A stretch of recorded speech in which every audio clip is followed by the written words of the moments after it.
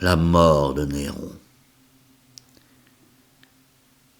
S'étant réveillé au milieu de la nuit et apprenant que les gardes étaient partis, Néron sauta de son lit et envoya chercher plusieurs de ses amis. Comme personne ne revenait avec une réponse, il alla lui-même avec quelques compagnons mendier l'hospitalité successivement à chacun d'eux. Trouvant toutes les portes closes et n'obtenant qu'une réponse, Néron revint dans sa chambre d'où les gardes à leur tour s'étaient déjà enfuis, emportant jusqu'à ses couvertures et volant même la boîte en or qui contenait son poison. Alors il envoya chercher le gladiateur Spiculus, ou quiconque voudrait bien le tuer. Mais, comme on n'avait trouvé personne, il s'écria « Je n'ai donc ni ami ni ennemi ». Puis il s'élança comme pour se jeter dans le Tibre, mais, revenu de ce premier mouvement, il souhaita quelque retraite écartée pour rassembler ses esprits.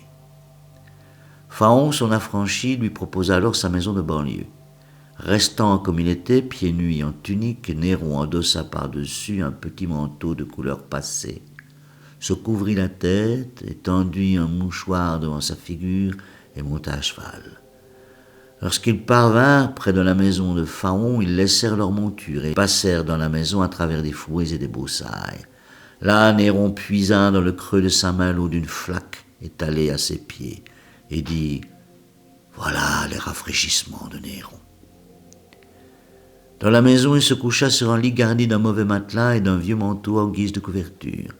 Puis il ordonna de creuser devant lui une fosse à la mesure de son corps, de disposer autour d'elle quelques morceaux de marbre si l'on en trouvait, puis d'apporter de l'eau et du bois pour rendre les derniers honneurs à son cadavre.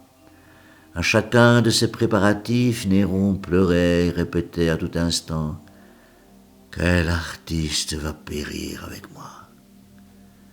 Tandis qu'il traînait ainsi, un messager apporta un message à Phaon. Le lui arrachant des mains, Néron lut que le Sénat l'avait déclaré ennemi public. Épouvanté, il saisit 2 poignards qu'il avait emportés avec lui, en essaya successivement les pointes, puis les remit dans leur gaine, en prétextant que l'heure marquée par le destin n'était point encore venue. Déjà s'approchaient les cavaliers auxquels on avait recommandé de le ramener vivant. Lorsqu'il les entendit, Néron dit en tremblant ce vers d'Homère. Le galop des chevaux pieds rapides frappe mes oreilles. Puis il s'enfonça un poignard dans la gorge avec l'aide de son majordome. Il respirait encore lorsqu'un centurion arriva précipitamment et, faisant semblant d'être venu à son secours, appliqua son manteau sur la blessure. Néron lui dit simplement « C'est trop tard » et « Voilà bien la fidélité ».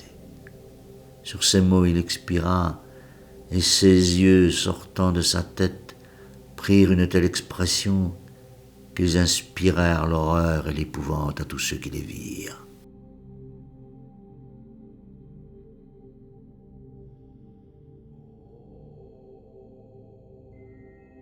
Le texte que nous venons d'entendre raconte des événements qui se déroulèrent le 9 juin de l'an 68 de notre ère à Rome, et rapporté comme vrai par l'historien Suétone dans son célèbre livre « Vie des 12 Césars », publié en 121, peu avant la disgrâce de l'écrivain qui se retira de la vie publique l'année suivante. Suétone publia des ouvrages sur des sujets les plus variés, de l'histoire naturelle à l'histoire tout court. Secrétaire de l'empereur Adrien, il puisa ses informations dans les nombreuses archives d'État auxquelles il put accéder par ses hautes fonctions. Les vies des 12 Césars sont les biographies de Jules César, de son neveu Auguste, premier empereur, et des 10 successeurs de ce dernier, soit 12 récits pas toujours savants, car Suétone aimait aligner des histoires croustillantes et se fit même l'écho de racontars grotesques. C'était une commère aux yeux des historiens qui se méfient souvent de ce qu'ils racontent. Son récit de la mort de Néron fait toutefois l'unanimité. Les faits consignés sont bien réels ainsi que les paroles rapportées. D'ailleurs, ce texte, considéré par Montesquieu comme le plus beau texte dramatique en langue latine, adopte un ton neutre, alignant des faits froidement sans que l'auteur semble exprimer une opinion. Mais Néron apparaît sous un jour négatif.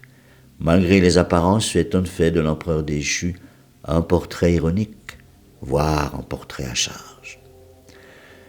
Notre historien d'ailleurs est en partie responsable de la légende noire du personnage, car il présente un Néron comme un tyran sanguinaire, incendiaire de Rome, premier persécuteur des chrétiens, assassin de sa mère, de son frère, d'une de ses épouses qu'il tua à coups de pied quand elle était enceinte.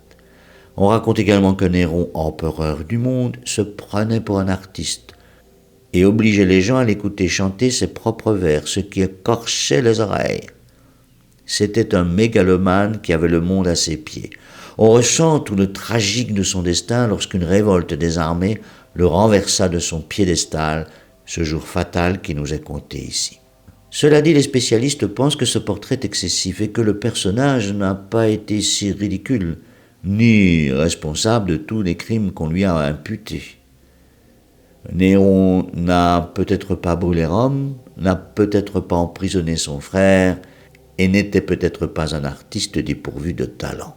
Mais qu'entend-on dans notre récit? La chute brutale de l'homme le plus puissant de son temps, qui devient en quelques heures un paria, réduit à se cacher dans la maison de son serviteur. Le ton mélodramatique joue à souhait jusqu'au point culminant de ce regard terrifiant que le monstre prit dans le moment de sa mort.